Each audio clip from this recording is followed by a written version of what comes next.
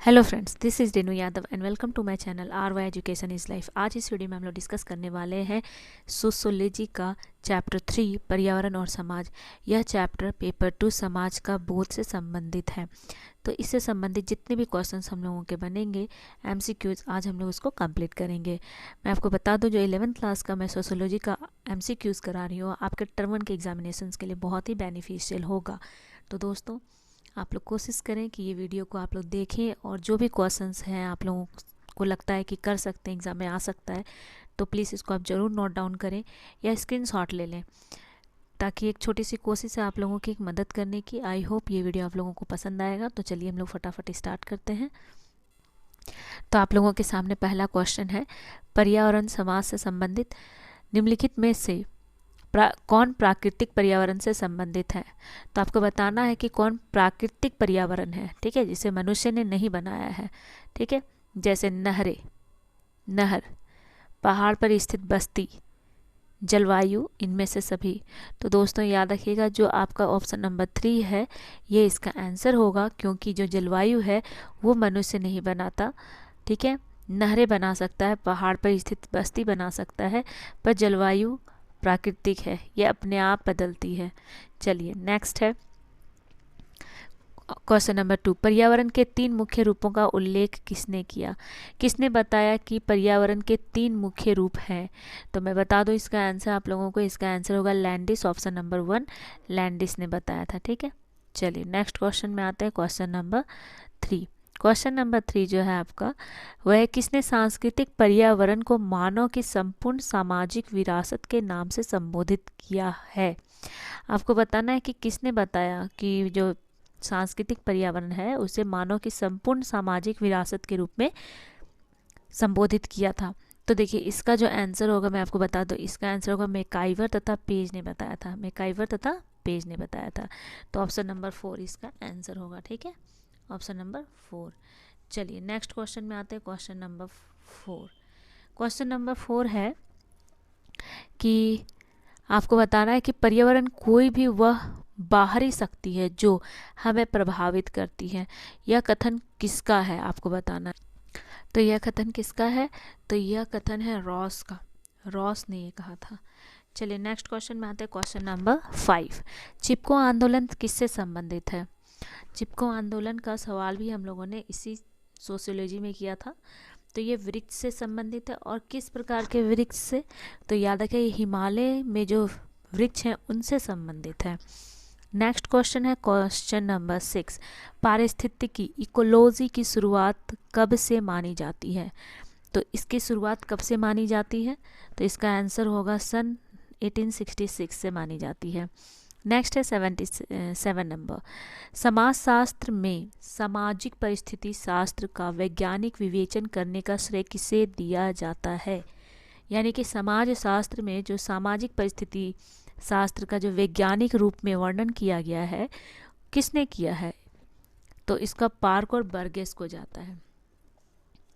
Next question है question number 8, वह कोई भी चीज जो वस्तु को चारों ओर से घेरती है एवं उस पर प्रत्यक्ष प्रभाव डालती है, उसे क्या कहा जाता है।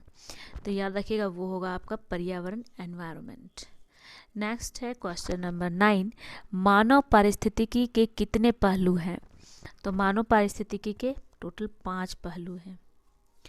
आज हम लोग कोशिश करेंगे कि ये जितने भी चैप्टर्स के आपके एमसीक्यूज बचे हैं मैं उसको कंप्लीट करा दूं, ताकि जो आपके टर्म 1 के एग्ज़ाम है मे भी 15 जनवरी तक हो सकता है कि आप लोगों के एग्ज़ाम्स के टाइम टेबल आ जाए, पर कोरोना को देखते हुए हो सकता है कि डेट आगे भी बढ़ सकता है।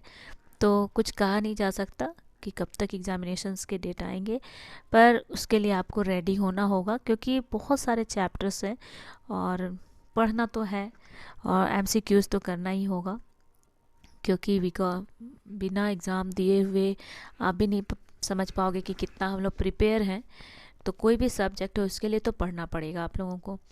तो एमसीक्यूज जो 40 मार्क्स के एग्ज़ाम होंगे उसके लिए आपको ये सारे एमसीक्यूज बहुत ही हेल्पफुल होंगे डियर्स। तो थोड़ा ध्यान देके अगर पढ़ें तो आसानी से किया जा सकता है।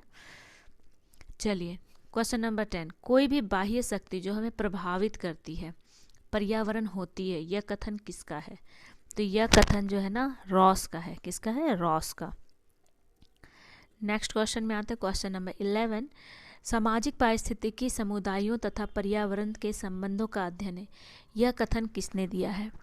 यह कथन दिया ऑनबर्न और निमकॉफ ने। ठीक है, याद रखिएगा, नाम थोड़ा अजीब है पर आराम से याद कर सकते हैं। ऑनबर्न एंड निमकॉफ। चलिए नेक्स्ट है 12 नंबर। वायुमंडल में कार्बन डाइऑक्साइड की कितनी प्रतिशत वृद्धि हो गई है, आपको बताना है। कितना ज़्यादा कार्बन डाइऑक्साइड बढ़ चुका है हमारे वायुमंडल में? तो लगभग 25% बढ़ चुका है, जो हमारे लिए सही नहीं है, क्योंकि हमारे वायुमंडल को गर्म करता है और हमारे वायुमंडल में प्रदूषण को भी बढ़ाने में बहुत ज़्यादा मददगार होता है। तो हमारे वायुमंडल में कार्बन डाइऑक्साइड की अगर मात्रा को कम करना है तो अधिक से अधिक मात्रा में वृक्ष लगाने होंगे, पौधारोपण करना होगा, क्योंकि हम लोग वृक्षों को काट रहे हैं। तो उस जगह पर अगर वृक्षों को काटते हैं तो कोई भी पौधे को बड़े होने में समय लगता है। तो हर ओकेज़न पे हम लोगों को कोशिश करनी चाहिए कि हम लोग वृक्ष जरूर, पौधारोपण जरूर करें। ठीक है, चलिए आगे क्वेश्चन। नेक्स्ट क्वेश्चन है question number 13। Question number 13 Bhopal gas कांड किस वर्ष हुआ था? बहुत ही ज़्यादा ये दर्दनाक था और ये 1984 में हुआ था। तो दोस्तों उस समय तो मेरी जन्म भी नहीं हुई थी। तो हम लोग न्यूज़ में देखते हैं और बहुत सारी ऐसे बातें हैं जो हम लोग न्यूज़ में देखते हैं, पर भोपाल गैस कांड जो त्रासदी थी बहुत ही भयानक था। क्या कहें, आप लोग जानते ही होंगे, आपके बहुत सारे आपके ज्योग्राफी के बुक्स में दिए गए हैं, आप पढ़ सकते हो उसको। चलिए 14 नंबर। सूर्य, आकाश, नदी, वायु, पहाड़ आदि को किस पर्यावरण के अंतर्गत रखा जाता है? तो इसे रखा जाता है भौगोलिक पर्यावरण के अंतर्गत। Next question number 15। मानव शास्त्रियों ने संपूर्ण पर्यावरण को कितने भागों में विभक्त किया है, यानी कि बांटा है? तो मानव शास्त्री जो हैं उन्होंने पर्यावरण को लगभग 5 भागों में बांटा है। तो याद रखिए कितना हो जाएगा इसका, 5 भाग में। चलिए नेक्स्ट क्वेश्चन में आते हैं, क्वेश्चन नंबर 16। क्वेश्चन नंबर 16 के अनुसार वैज्ञानिकों के मतानुसार संपूर्ण धरातल का कितना प्रतिशत भाग वन से घिरा हो तो वायु प्रदूषण से मनुष्य को कोई हानि नहीं होगी? तो कितना प्रतिशत होना चाहिए ज़मीन पर, मतलब वन होना चाहिए? तो याद रखिएगा 33% होना चाहिए। ठीक है, चलिए, और हर राज्य को भी इतना ही बनाए रखना चाहिए, क्योंकि अगर वायु प्रदूषण होता भी है तो इससे उस क्षेत्र पर किसी तरह की हानिकारक प्रभाव देखने को नहीं मिलती है। नेक्स्ट है 17। निम्न में से कौन सा जल प्रदूषण से होने वाला रोग है? तो देखिए, अगर जल प्रदूषण की बात करें तो जल प्रदूषण से होगा पीलिया, नेत्र रोग, आंत्र रोग, हैजा, इनमें से सभी। तो ये सारे हो जाएंगे। ठीक है, चलिए ऑप्शन नंबर 4। नेक्स्ट क्वेश्चन है क्वेश्चन नंबर 18। साइबेरिया के टुंड्रा, सहारा में हमादा या अमेजन के जंगलों में मनुष्य लगभग शून्य है, यह कथन है किसने कहा है? तो ये कहा है ब्रह्मस ने। Next question 19। ओजोन की परत के कितने प्रतिशत भाग की कमी हुई है? तो हमारे यहाँ हमारे वायुमंडल में एक ओजोन परत है जो हमें हानिकारक किरणों से बचाती है, और सूर्य की आने वाली जो हानिकारक किरण है पराबैंगनी, उससे हमें बचाती है।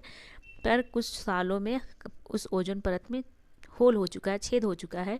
तो कितने प्रतिशत की कमी आई है ये पूछा जा रहा है। तो 6 से 7% की कमी आई है। नेक्स्ट है 20। निम्न में से क्या पर्यावरण के भौतिक पक्ष में शामिल नहीं है? आपको बताना है कि भौतिक पक्ष में शामिल नहीं किया जाता है, तो वो है परंपरा, जिसे भौतिक पक्ष में शामिल नहीं किया जाता। नेक्स्ट है 21 नंबर। निम्न में से क्या पर्यावरण के सामाजिक पक्ष में शामिल नहीं है? अब है कि यहाँ सामाजिक पक्ष पूछा जा रहा है। ऊपर वाला जो सवाल था आप लोगों ने देखा भौतिक पक्ष था, तो इसमें पालतू पशु को नहीं शामिल किया जाता है। ठीक है, नेक्स्ट है 22। उद विकास का सिद्धांत का प्रतिपादन किसने प्रतिपादित किया था? तो चार्ल्स डार्विन ने किया था, ये याद रखिएगा, option number 2। Next question number 3। Landis ने संपूर्ण पर्यावरण को कितने भागों में विभाजित किया है? तो लगभग इन्होंने 3 भागों में विभाजित किया है। नेक्स्ट क्वेश्चन, क्वेश्चन नंबर 24, सामाजिक पारिस्थितिकी की अवधारणा को सर्वप्रथम किसने प्रस्तुत किया था? तो पार्क और बर्गेस ने किया था। Next question, question number 25, McKenzie के अनुसार मानव पारिस्थितिकी के कितने महत्वपूर्ण पहलू या तत्व हैं? तो आपको बताना है यहाँ पर कितने हो सकते हैं, तो याद रखिएगा 4।